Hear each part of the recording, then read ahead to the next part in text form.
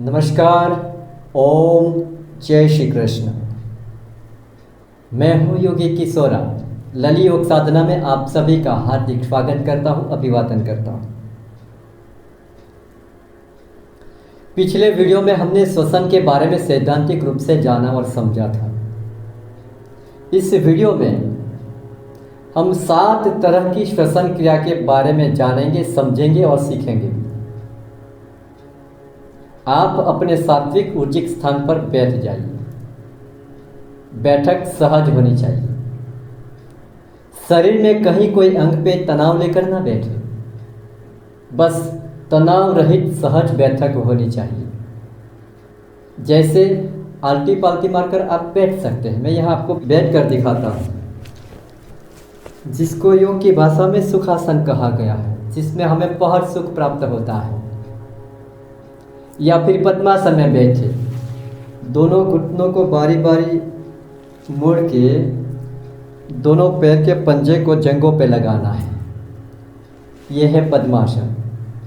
या फिर आप अर्ध पद्मासन भी लगा सकते हैं। जैसे एक पैर नीचे रहेगा, एक पैर का पंजा जो है जंघों पे रहेगा।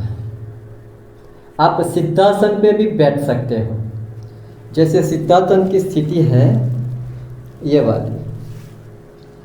जब आसन का दौर आएगा, मैं ये सभी आसन बहुत बारीकी से आपको समझाऊंगा और सिखाऊंगा। तो ये है सिद्धासन। इसके बाद स्वस्तिक आसन में भी आप बैठ सकते हो। जैसे मैं अभी आपको बैठ कर दिखाता हूँ। स्वस्तिक आसन बहुत सहज है। यह है स्वस्तिक आसन, इसमें भी आप बैठ सकते हो। इसमें से कहीं कोई आसन में आप नहीं बैठ सकते तो स्थिर सुखमासनम, जिस आसन में आपको स्थिरता लगे, सुख प्राप्त हो, वैसे आसन में आप बैठ जाइए। सुखासन में बैठ जाइए। जो आसन आपको साध्य है, जिस आसन में आप लंबे समय तक बैठ सकते हो, उस आसन में आप बैठिए। तो हम पहले तो ये जाने कि कितनी तरह की श्वसन क्रिया होती है। 7 तरह की श्वसन क्रिया होती है। पहली है उदरीय श्वसन। उदर माने पेट। पेट में सांस भरना और पेट से ही सांस को बाहर निकलना, यह विधि है उदरीय श्वसन। जब हम सांस लेते हैं तो पेट बाहर आता है। हम उसको समझने का प्रयत्न करें कि हमारा पेट बाहर क्यों आता है। हालांकि सांस तो हमारे फेफड़े में जाती है। तो हमारे शरीर में जठर है और जठर के ठीक ऊपर 2 फेफड़े हैं। जठर और 2 फेफड़े के बीच एक अवयव रहता है, जिसको डायाफ्राम कहा गया है, उरुदर पतल कहा गया है। जब हम सांस लेते हैं तो वही डायाफ्राम नीचे की ओर सरकता है और पेट को धक्का देता है, जठर को धक्का देता है, जिससे हमारा पेट जो है बाहर निकलता है। जैसे ही उरुदर पतल नीचे की ओर सरकता है, नीचे की ओर जाता है, फेफड़े के निचले हिस्से को नीचे फूलने के लिए जगह मिल जाती है। और आपको जानकर हैरानी होगी कि फेफड़े के निचले हिस्से में हजारों की संख्या में ऐसे वायु कोश है जहां जीवन पर्यंत प्राणवायु पहुंचता ही नहीं, ऑक्सीजन पहुंचता ही नहीं। तो वो सभी कोशिकाएं, सभी कोश सुषुप्त अवस्था में रहता है। जब हम इस तरह की श्वसन क्रिया करते हैं तो वो सभी सेल्स जो है, सभी जो कोश है, वो एक्टिव हो जाते हैं। तो इसमें होता क्या है कि हम जब सांस भरते हैं, पेट बाहर निकलता है, पेट फूलता है, तो फेफड़े का निचले हिस्से में ऑक्सीजन ज़्यादा जाता है। और जैसे हम श्वास बाहर निकालते हैं तो पेट अंदर की ओर सिकुड़ जाता है और सांस बाहर निकल जाती है। तो इस विधि को ही कहा गया है उदरीय श्वसन। मैं आपको प्रैक्टिकली करके दिखा सकता हूँ। आप माइक्रो ऑब्जर्वर बनकर देखें। अपनी 2 इंद्रियां, एक तो श्रवणेंद्रिय और दृष्टेंद्रिय, इन दोनों इंद्रियों को आप सतेज करें। आप माइक्रो ऑब्जर्वर बनकर देखें, सूक्ष्म निरीक्षक बनकर देखें कि वाकई में एक क्रिया कैसे होती है। देखो, मैं आपको दो आवर्तन में आपको दिखाता हूँ।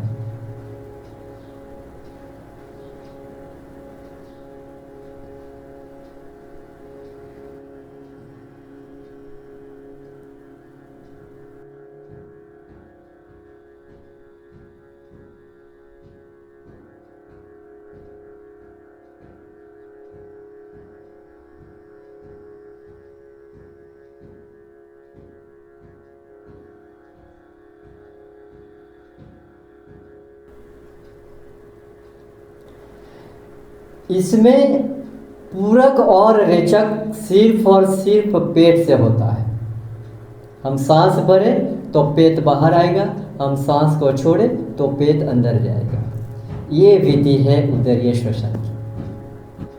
अब हम दूसरी श्वसन क्रिया के बारे में जानेंगे, जिसका नाम है वक्षीय श्वसन। वक्ष माने छाती, सीना। इस श्वसन की विधि है छाती में सांस भरना और छाती से ही सांस को बाहर निकालना। जब हम सांस लेते हैं तो छाती फूलती है, सीना हमारा चौड़ा होता है, और जब हम सांस छोड़ते हैं तो छाती हमारी सिकुड़ जाती है। ये कैसे होती है? हमारे जो छाती, हमारा जो सीना है वो हड्डियों के ढांचे से बना हुआ है। पीछे से सभी हड्डियां आगे मुड़ के आती है और आगे ऐसे अलग रहती है, जुड़ती नहीं, और एक पिंजरा सा बनता है जिसमें हमारे शरीर में आए हुए बहुत ही नाजुक अवयव की रक्षा होती है, जैसे हृदय है, श्वास नली है, अन्न नली है और दो फेफड़े हैं। इस सभी नाजुक अवयव की रक्षा करता है ये हड्डियों का ढांचा। तो जब हम सांस भरते हैं तो वो हड्डियों का ढांचा है वो अलग होके ऐसे बाहर की ओर निकलता है। इससे होता क्या है कि हमारे दोनों फेफड़े के आगे और दाएं बाएं का हिस्सा है उसको फूलने के लिए जगह मिल जाती है और ज़्यादा ऑक्सीजन, ज़्यादा प्राणवायु, ज़्यादा श्वास हम ले सकते हैं। इसलिए हमारा सीना चौड़ा होता है, छाती फूलती है। और जब हम सांस निकालते हैं तो पूरा सांस छोड़ने के बाद हमारी छाती जो है वह सिकुड़ जाती है, सीना अंदर चला जाता है। तो ये जो विधि है वो है वक्षीय श्वसन। अच्छा, इसकी भी मैं आपको दो आवर्तन दिखा देता हूँ, आप बहुत बारीकी से देखिए और उसको सीखिए।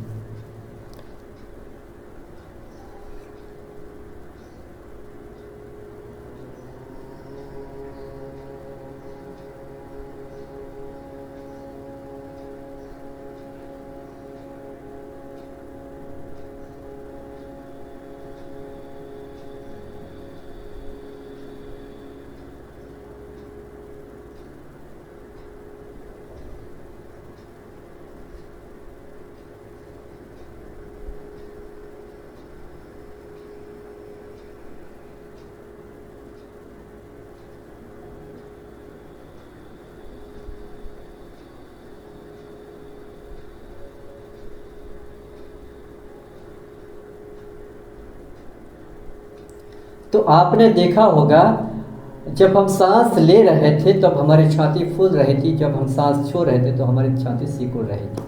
तो ये विधि है वक्षीय श्वसन। सभी श्वसन क्रिया में हमें सांस को खींच के भरना है। हम जब नॉर्मल श्वसन क्रिया करते हैं, हम जब सामान्य श्वसन क्रिया करते हैं तो इसमें हमारा नियंत्रण नहीं रहता, इस पर हमारा कंट्रोल नहीं है। लेकिन श्वसन क्रिया हम सीख रहे हैं तो इसमें थोड़ा बहुत हम नियंत्रण लाने का प्रयत्न करते हैं। हम खींचते हैं श्वास को, अब सांस को नियंत्रण के साथ छोड़ते हैं। तो हम सीखेंगे तीसरी श्वसन क्रिया जिसका नाम है अधूरा श्वसन।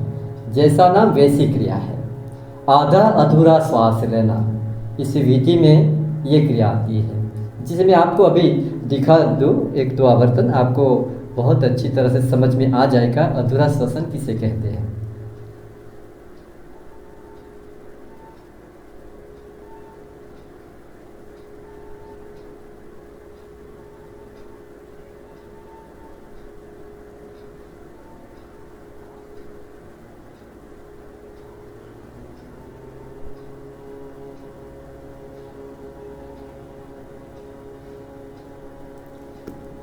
इस श्वास में आपने देखा होगा कि हल्का सा कंधा उठता है, अपने आप उठता है। इसमें कभी भी छाती या पेट नहीं फूलता, सिर्फ और सिर्फ कंधा ऊपर उठता है और थोड़ी ही सांस अंदर जाती है, वही सांस फिर बाहर निकल जाती है। आधी श्वास की क्रिया को कहा गया है अधूरा श्वसन, और ज़्यादातर लोग अधूरा श्वसन लेके जी रहे हैं। चौथी श्वसन क्रिया है दीर्घ श्वसन। ये बहुत इम्पोर्टेंट श्वसन है, बहुत मायने रखती है योग में। आप बहुत बारीकी से उसको समझें, जानें और सीखें। दीर्घ माने लंबा। इस श्वसन क्रिया में लंबे सांस भरना और लंबे सांस को छोड़ना। आपको इस श्वसन क्रिया को बहुत अच्छी तरह से सीखना है। अभी मैं आपको 2 आवर्तन दिखा देता हूँ, आप अच्छी तरह से देखें और उसको सीखें।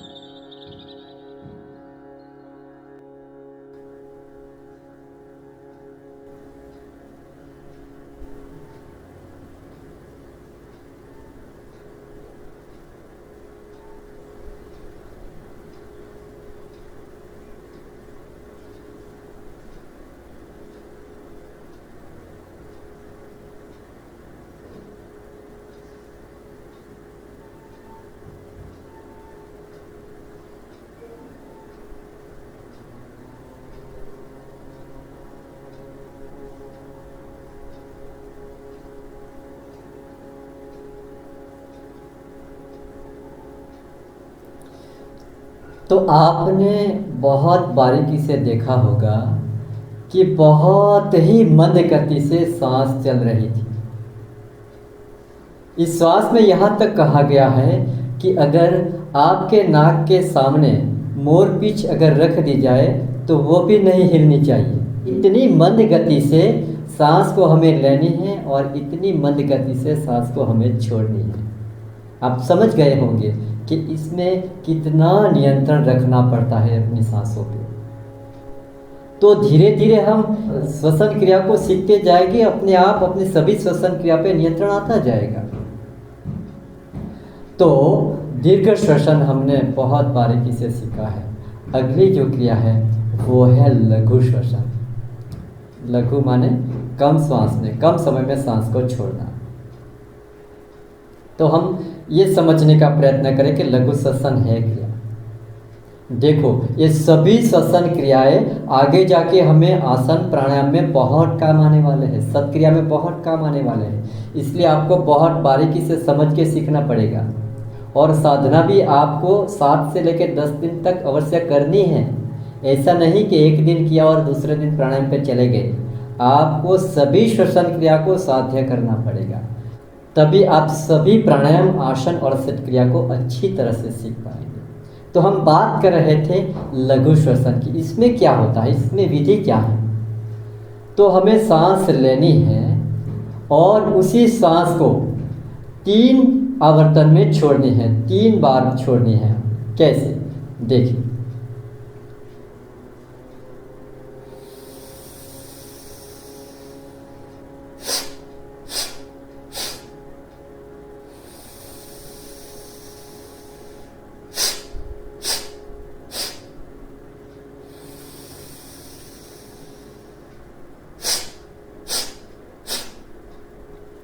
आपने देखा होगा कि हमने एक बार सांस ली और 3 बार में छोड़ी। एक बार में जो हमने सांस ली उसी सांस को हमने 3 बार में छोड़नी है। तो उससे क्या होता है, हमारे सांसों पे नियंत्रण अपने आप आता रहेगा। अब इसी विधि को हम एक बार सांस लेंगे और 2 बार छोड़ेंगे, वो भी आप देख लें।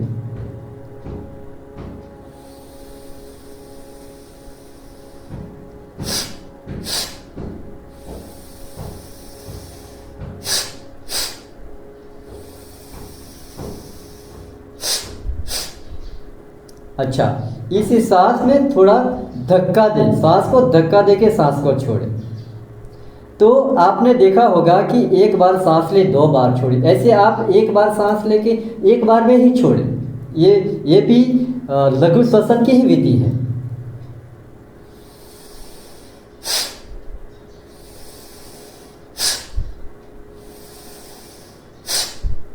तो ये तीनों तरह की विधि है, वो कहलाती है लघु श्वसन।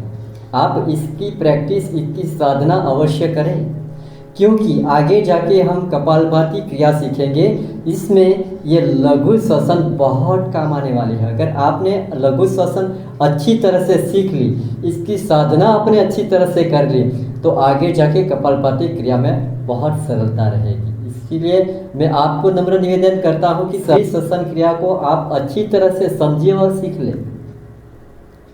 आगे छठी श्वसन क्रिया है तीव्र श्वसन। जैसा नाम वैसी क्रिया है। तीव्र माने गति से सांस लेना और गति से सांस को छोड़ना। मैं आपको इस प्रायोगिक रूप से दिखा रहा हूँ, आप अच्छी तरह से देख ले, समझ ले और सीख ले।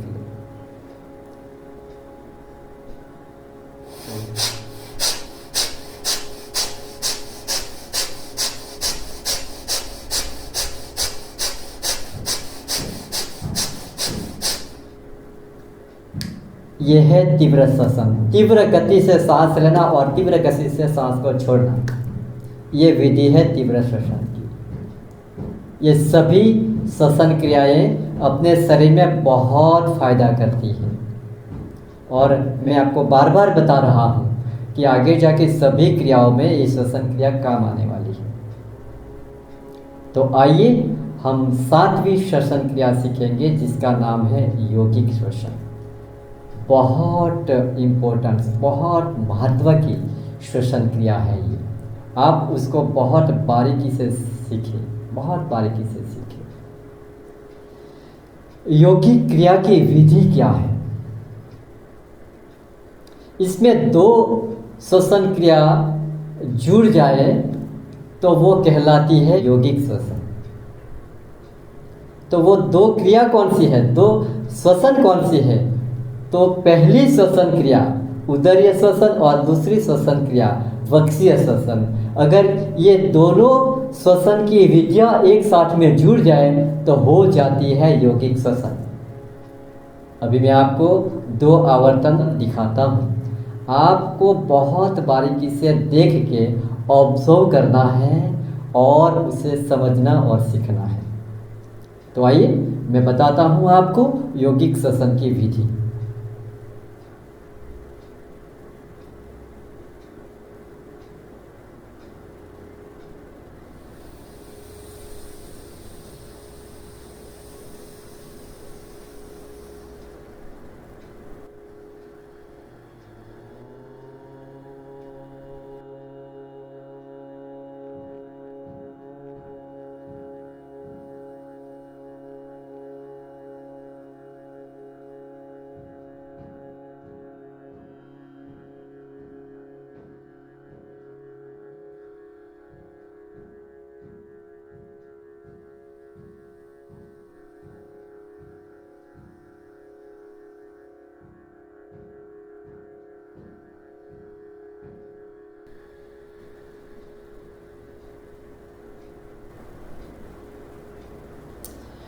आपने देखा होगा कि इसमें होता क्या है।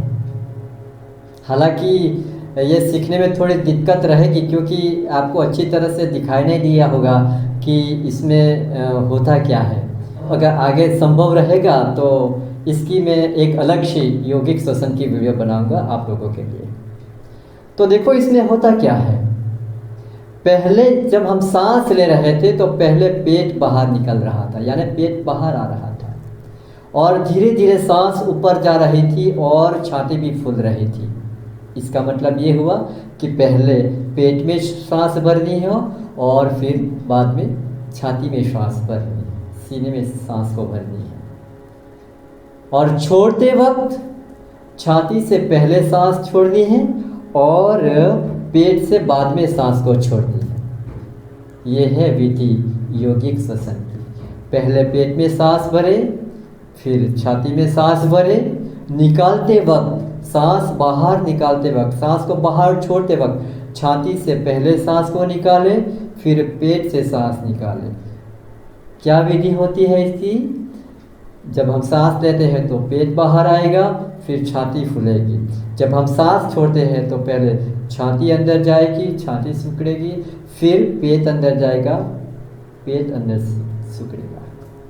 तो ये विधि है यौगिक श्वसन की। आप अवश्य उसकी साधना ज़्यादा से ज़्यादा करें, इसीलिए कि इसकी इतनी प्रैक्टिस करें, इतनी साधना करें कि हम जो सामान्य श्वास ले रहे हैं वो यौगिक श्वसन में तब्दील हो जानी चाहिए। तभी हम लंबी और गहरी सांस को ले पाएंगे। इसलिए मैंने आगे भी वीडियो में बताया था कि हमारी सांस को हमें लंबी बनानी है, तभी हमारा जीवन लंबा बनेगा। तो इस सातों श्वसन क्रिया को मैं समझता हूँ आपने अच्छी तरह से सीख ली होगी। तो उसकी साधना आप 7 दिन से लेके 10 दिन तक अवश्य बहुत गंभीरता से, बहुत विश्वास और प्रामाणिकता के साथ, संकल्पता के साथ करें। तो मैं उम्मीद करता हूँ आपको ये वीडियो बहुत पसंद आया होगा।